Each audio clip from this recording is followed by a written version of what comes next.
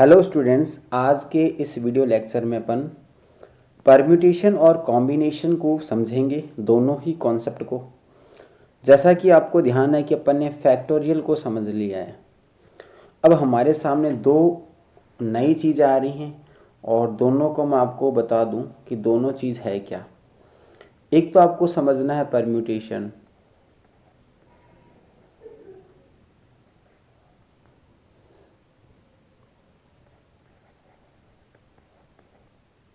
Permutation एक आपको समझना है कॉम्बिनेशन।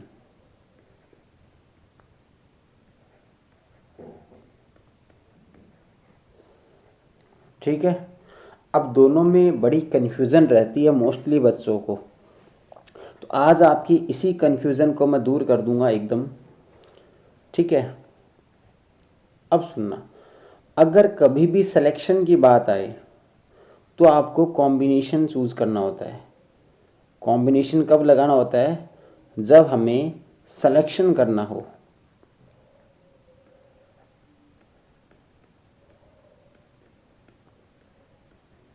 ठीक है। और परम्यूटेशन कब लगाना होता है? जब हमें अरेंजमेंट करना हो।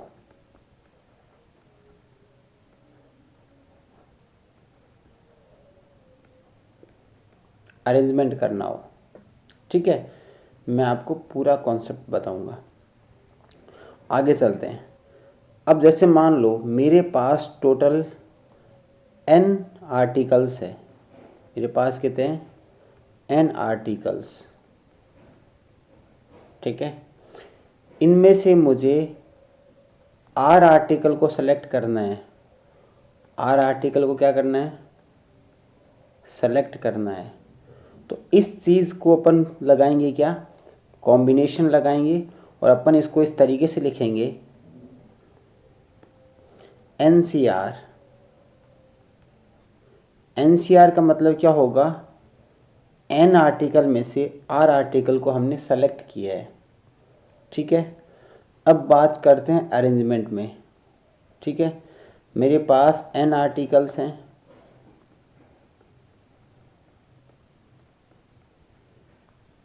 n आर्टिकल में से मेरे को r आर्टिकल को क्या करना है? अरेंज करना है।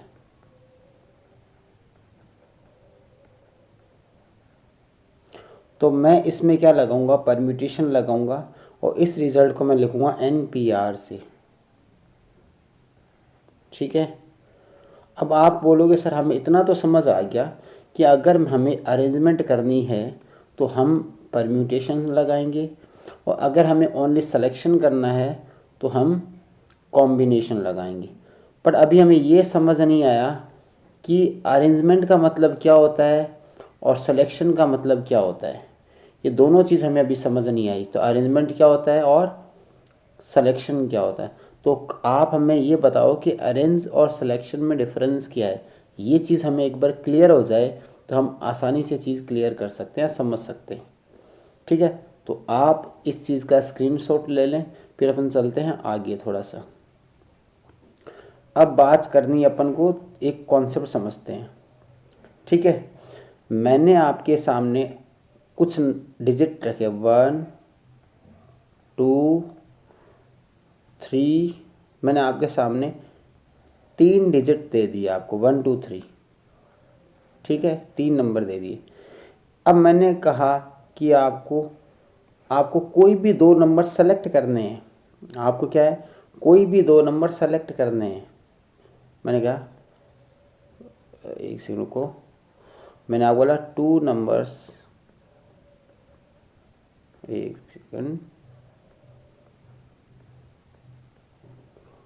Are selected. तो कितने तरीके हो सकते हैं? तो आप मुझे कहोगे सर मैं 1 और 2 इन 2 नंबर को ले सकता हूँ। ओके। 1 और 3 को भी ले सकता हूँ। ओके। सर मैं 2 और 3 को ले सकता हूँ। 2 और 1 तो इधर आ गया। ओके। और बताओ और क्या केस है? कुछ और है? सर मैं 3 और 1, 3 1 आ चुका है। ओके। और कुछ बताओ।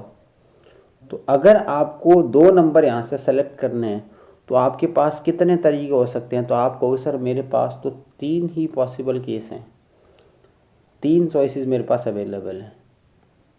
ठीक है, यानी मैं इसको कह दूं कि अगर मेरे पास 3 आर्टिकल्स हैं, 3 आर्टिकल्स में से अगर मैं 2 आर्टिकल को सेलेक्ट करूं तो मेरे पास इसका मतलब 3 तरीके मेरे पास, 3 तरीके मेरे पास पॉसिबल हैं। तो ये आपको कॉम्बिनेशन समझ आ गया। ठीक है, सॉल्व कैसे करता हूँ मैं समझा नहीं रहा, मैं आपको एकदम बेसिक कॉन्सेप्ट बता रहा हूँ कि इससे आपका एकदम मतलब कभी प्रॉब्लम नहीं आएगी आपको। ये अपन मोस्टली बच्चों को ही रहता, पता ही नहीं लगता उनको कि ये बहुत बड़ा कंफ्यूजिंग चैप्टर है, बट ये चैप्टर बहुत इंटरेस्टिंग है अगर इसको तैयार ढंग से पढ़ा जाए तो आप कहोगे सर इसका आंसर 3 में से अगर 2 आर्टिकल सेलेक्ट करने हैं तो मेरे पास टोटल 3 तरीके हो सकते हैं, 3 वेज पॉसिबल हैं। ठीक है, अब बताओ, अब ये क्या बोलेगा कि अरेंजमेंट में क्या होगा, अरेंजमेंट में कहेगा ये, अरेंजमेंट में क्या बोलेगा कि आपके सामने 3 नंबर हैं, ठीक है, 3 डिजिट हैं, इन तीनों की मदद से आपको कोई भी 2 डिजिट का नंबर बनाना है। 2 नंबर को सेलेक्ट नहीं करना, उनकी मदद से एक नंबर बनाना है। क्या करना है, उनकी मदद से एक नंबर बनाना है। तो तुम क्या कहोगे, सर अगर नंबर बना तो मैं 12 बना सकता हूँ, ओके, मैं 13 बना सकता हूँ, ओके, 2 से अगर मैं स्टार्ट करूँ तो मैं 21 भी बना, देखो यहाँ पे देखो 1 2 2 1 अलग केस हो गया, यहाँ पे 2 नंबर सेलेक्ट करने थे, 1 और 2, 2 और 1 दोनों यहाँ पे एक ही चीज़ थी, बट यहाँ पे ऐसा नहीं है। 21 नंबर बना सकते हैं, 23 बना सकते हैं, ओके, 31 बना सकता है, और बताओ 32 बना सकते हैं। तो आप क्या बोलोगे सर, अगर इन 3 डिजिट की मदद से या 3 नंबर की मदद से मैं कितने नंबर बना सकता हूँ 2 डिजिट के, भाई 2 नंबर से तो 2 डिजिट का ही बनेगा। तो आपके सामने आंसर क्या आया सर, अपन 1 2 3 4 5 और 6, हम यहाँ से 6 नंबर बना सकते हैं, 6 पॉसिबल नंबर्स बनाए जा सकते हैं। ठीक है, तो ये है अरेंजमेंट, डिफरेंस समझ आया। सिलेक्शन आपके सामने उधर था, अगर 2 नंबर को सेलेक्ट करें तो आप 3 केस ही सेलेक्ट कर सकते हो, 1 और 2 ले सकते हो, 1 और 3 ले सकते हो, और 3 और 2 ले सकते हैं, 3 केस ले सकते हैं। लेकिन अगर इन्हीं 3 1 2 3 की मदद से अपन नंबर्स बनाएं तो अपन यहाँ पे 6 नंबर बना सकते हैं। तो ये है, इसको बोलते हैं अरेंजमेंट। ये क्या है, ये है अरेंजमेंट है। तो इसको क्या बोलेंगे सर, मेरे पास 3 आर्टिकल्स थे, यानी 3 मेरे पास नंबर थे 1 2 और 3, 3 में से 2 आर्टिकल या 2 नंबर्स की मदद से मैं कितने नंबर बना सकता हूँ। तो आपका आंसर क्या आएगा, तो आपको सर 6 आंसर आएगा। समझ आया आपको कॉन्सेप्ट। यहाँ से आपके सामने ये कन्फ्यूज़न क्लियर हो जाएगी कि सर परम्यूटेशन है क्या और कॉम्बिनेशन है क्या, दोनों में मैंने आपको डिफरेंस समझा दिया है। सॉल्व कैसे करते हैं वो मैं आपको आगे समझाऊंगा, बट अभी मैंने आपको दोनों में डिफरेंस एकदम क्लियर कर दिया है। अब आपके सामने एकदम क्रिस्टल क्लियर है दोनों का डिफरेंस। मेरे हिसाब से आपको यहाँ पे कोई प्रॉब्लम नहीं आएगी कि सर परम्यूटेशन होता क्या है और कॉम्बिनेशन होता क्या है। ठीक है, अब मैं इसको आगे लेके चलता हूँ। अब आगे लेके चलता हूँ तो मैं आपको पहले इसको सॉल्व करना सिखाऊंगा कि अपन परम्यूटेशन को कैसे सॉल्व करें और कॉम्बिनेशन को किस तरीके से सॉल्व करें। भाई आगे जब मेरी वीडियोस आएंगी वो उसमें मिक्स रहेगा, कहीं कॉम्बिनेशन आ रहा है, कहीं परम्यूटेशन आ रहा है, और मैं आपको समझाऊंगा कि इसमें इस वजह से कॉम्बिनेशन का यूज़ ले रहा हूँ, इस वजह से परम्यूटेशन का यूज़ ले रहा हूँ। ठीक है, तो आगे अपन चलेंगे तो मैं आपको सारा क्लियर करूँगा कॉन्सेप्ट। अभी मैंने आपको परम्यूटेशन और कॉम्बिनेशन दोनों का एक अलग अलग एग्जाम्पल देके समझाया कि होता क्या चीज़ है, या इन दोनों सिलेक्शन और अरेंजमेंट में डिफरेंस क्या होता है। अब 3p2 6 आता है, किस तरीके से 6 आता है इसका मतलब बताओ, और 3c2 की वैल्यू 3 होती है, इसका मतलब बताओ हमें। ठीक है, तो अब आगे चलते हैं, पहले अपन इसके फॉर्मूले के ऊपर, दोनों के फॉर्मूले समझते हैं। ठीक है, अब इधर मैं लिख रहा हूँ परम्यूटेशन,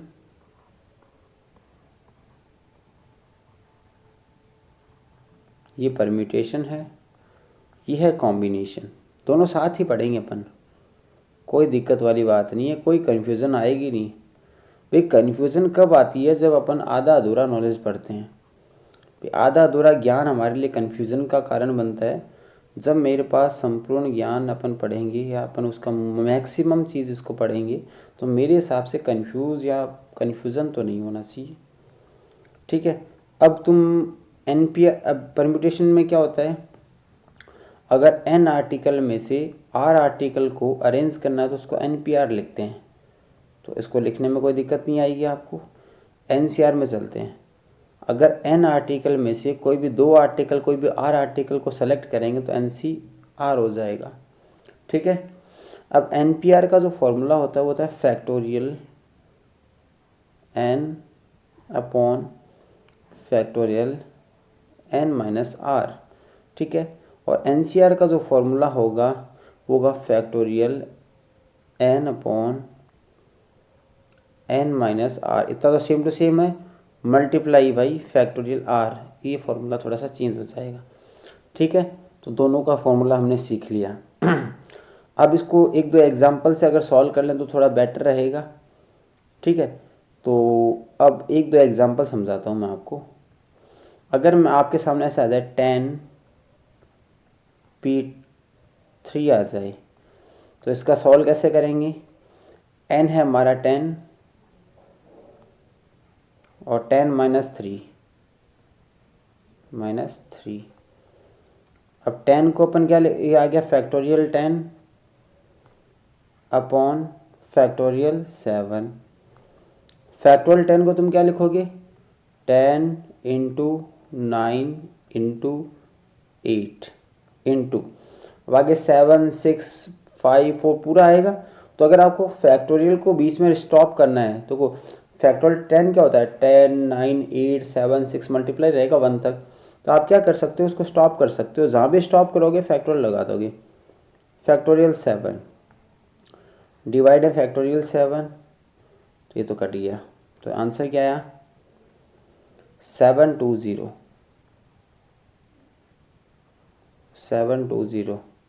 ठीक है, अब अगर यहाँ पे हमारे पास यही केस आता, 10C3 अगर अपन को सॉल्व करना पड़ता तो क्या करते, फैक्टोरियल 10 n हो गया, n minus R 10 minus 3 multiply by R3। तो इसमें इतना सा एक्स्ट्रा आ जाएगा, factorial 10 okay, factorial 7 into factorial 3। तो यानी क्या आ गया, 10 को तुम लिखोगे 10 9 8 डिवाइड में आगे फैक्टोरियल 7 कर देंगे, नीचे भी 7 है, 7 से 7 कैंसिल हो जाएगा और एक 3 और रह गया। तो अब देखो ऊपर तो आया 720 और फैक्टोरियल 3 क्या होता है, 3 इंटू 2 इंटू 1 यानी 6 होता है। तो 12 6 जा 72 120 आंसर आया। इसका आंसर है 720। ये तो मैंने आपको NCR और NPR को सॉल्व करना बताया, बट अपन हमेशा इसको इस तरीके से सॉल्व नहीं करेंगे। अपन फॉर्मूला, इसका मतलब ये नहीं है कि फॉर्मूला नहीं पता होना चाहिए, फॉर्मूला आपको पता होना चाहिए, बट अब इसको सॉल्व कैसे करना है एग्ज़ाम के अंदर तो उसको मैं आपको यहाँ बता रहा हूँ। एक को मैं यहाँ बता रहा हूँ और एक केस को मैं यहाँ बता रहा हूँ। अपन डायरेक्ट सॉल्व करेंगे। अपन डायरेक्ट कैसे सॉल्व करेंगे वो भी ध्यान से देखना। अगर आपके पास ऐसा आ गया 10P3 आ जाए तो आपको क्या करना है, 10 इंटू 9 इंटू 8, 3 है तो आपको 3 पार्ट ही करने हैं इसकी, इसी को मल्टीप्लाई करा दो 720 आ जाएगा। अगर ऐसे 6P4 बताओ तो क्या करना है, 6 इंटू 5 इंटू 4 इंटू 3, 4 था ना तो आपको देखो 1 2 3 4 4 स्टेप तक मल्टीप्लाई करना है इस रिजल्ट को, ये आपका आंसर आ जाएगा। 6 5 जा 30, 30 इंटू 3 90, 90 इंटू 4 360 डन। लेकिन अगर इसी में NCR आ जाए, अगर आपके पास ऐसा है 10P3 आए, सॉरी 10C3 आ जाए तो इसमें थोड़ा सा चेंज करना आपको। ऊपर आपको 3 फैक्टर करने हैं, 10 9 और 8, बट डिवाइड में भी आपको करना है 3 के 3, 3, 2 और 1, ये इसका आंसर होगा। तो इसको तुम सॉल्व करोगे तो ये आएगा 1 2 0। डन। अगर ऐसा आ जाए 6C4 बताओ, तो क्या करना है, 6 इंटू 5 इंटू 4 इंटू 3, 4 पार्ट कर दिए नीचे, 4 इंटू 3 इंटू 2 इंटू 1, कैंसिल हो रहा है जो कैंसिल कर देते हैं, तो 30/2 आया 15। ये डायरेक्ट करने का तरीका है। अब 664 को 62 भी कहते हैं, मैं आगे आपको समझाऊंगा, अभी आप एक बार इतना ही समझो। तो आप एनसीआर और एनपीआर को इस तरीके से सॉल्व कर सकते हो, भाई कहीं भी छोटा सा नंबर आ जाए उसको सॉल्व करने में फॉर्मूला थोड़ा ना लगाएंगे, तो अपन इसको इस तरीके से क्या कर लेंगे, सॉल्व कर लेंगे। अब सबसे बड़ी दिक्कत हमारे ये आएगी कि सर हमें ऐसी कोई चीज़ बताओ कि हमें डायरेक्ट पता लग जाए कि परम्यूटेशन कहाँ लगाना और कॉम्बिनेशन कहाँ लगाना, कि हम सीधा ही लगा देंगे, ठीक है। और एक ऐसा केस होता है जहाँ पे अपन को थोड़ा सा ध्यान रखना पड़ता है, वो केस मैं आपको अलग बताऊंगा लास्ट में, ठीक है। तो पहले मैं आपको ये बता दूं कि किन केसेस में आप डायरेक्ट परम्यूटेशन पे दिमाग लगाओगे और किन क्वेश्चन पे आप डायरेक्ट कॉम्बिनेशन पे दिमाग लगाओगे, जो अपने सीए के लिए काफ़ी इंपॉर्टेंट बन जाते हैं। अब आगे चलते हैं। देखो, अगर बात करें परम्यूटेशन की, देखो मैं आगे वीडियो में बोलता रहूँगा तो आपको याद हो जाएगा। और अगर बात करें अपन कॉम्बिनेशन की, ठीक है, तो पहला केस, जब आपको डायरेक्ट ही बोलते कि अरेंजमेंट करो तो आप परम्यूटेशन ही लगाओगे। आपको डायरेक्ट क्या बोलते कि सर अरेंजमेंट करके दिखाओ, तो अगर आपको कभी भी ये वर्ड दे दिया, आपको डायरेक्ट बोल दे अरेंजमेंट बताओ या परम्यूटेशन बताओ, तो कोई टेंशन वाली बात नहीं है, आप ये लगाओगे। अगर आ जाए कैन बी फॉर्म्ड दिख गया आपको, can be formed, can be formed का मतलब क्या होता है कि कितने नंबर बना सकते हैं, how many number can be formed, how many words can be formed. अगर आपको ये दिखता है कहीं भी, तो आप बिना सोचे समझे आपको क्या लगाना है, परम्यूटेशन। क्लियर है। इसके बाद अगर आपको आ जाए कैन बी अवॉर्डेड दिख जाए कहीं भी, कैन बी अवॉर्डेड, क्योंकि प्राइस जब डिस्ट्रीब्यूट करते हैं ना, तो प्राइस डिस्ट्रीब्यूट में सिलेक्शन से काम नहीं पड़ेगा। जब मुझे 3 प्राइस देनी है तो 3 बंदों को सेलेक्ट करेंगे, फिर एक को फर्स्ट, एक को सेकंड, एक को थर्ड पोजीशन देनी पड़ेगी, तो उसको अरेंजमेंट करना ज़रूरी है। कैन बी अवॉर्डेड मिल जाए तो अपन ये करेंगे। ये दोनों तीनों केस आप दिमाग में फिट कर लोगे, सर इन तीनों में हमें यही करना है। क्लियर है। अब चलते हैं कॉम्बिनेशन में। कैन बी सेलेक्टेड कहीं भी दिख गया, सेलेक्टेड का मतलब समझ जाना, कैन बी सेलेक्टेड कहीं भी दिख जाए तो कॉम्बिनेशन लगाएंगे। क्लियर है। अगला, कभी भी ग्रुप बनाने की बात आए कि 10 आदमी आपके सामने हैं, 3-3 लोगों का ग्रुप बनाओ, तो अगर डिवीज़न इन ग्रुप कभी भी तुम्हें दिखता है, डिवीज़न इन ग्रुप,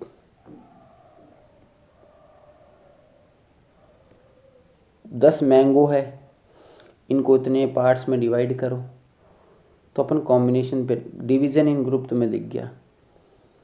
उसके बाद तुम्हें ऐसा कभी भी क्वेश्चन आ जाए, कोई भी ज्योमेट्रिकल फिगर की बात करी जाए,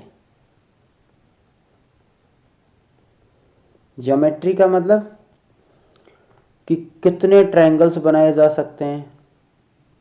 जैसे आपको 10-12 पॉइंट दे दे, ऐसे 1 2 ऐसे बहुत सारे पॉइंट दे दे कि इन पॉइंट की मदद से कितने ट्रायंगल बना सकते हैं, 1 2 3 4, ऐसे ट्रायंगल बोल्स दे, कितनी लाइन बनाई जा सकती हैं, कितने स्क्वायर बनाए जा सकते हैं, कितने डायगोनल्स बनाए जा सकते हैं, कितनी कॉर्ड सर्कल में कितनी कॉर्ड बनाई जा सकती हैं।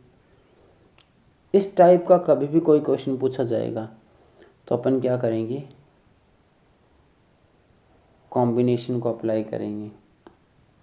तो मैंने आपके सामने कुछ केसेस दिए जो आपको दिखते हैं तो डायरेक्ट अपन इन्हीं चीज़ों पे दिमाग लगाएंगे, तो आपको कोई कन्फ्यूज़न नहीं होने की कोई ज़रूरत नहीं है। कहीं भी अपन को ये चीज़ दिखती है तो अपन इन्हीं चीज़ों को क्या करेंगे, अप्लाई करेंगे। क्लियर है? तो आज की इस वीडियो को मैं एक बार यहीं विराम देता हूँ। आप मेरी वीडियो को दोबारा देखें और समझें।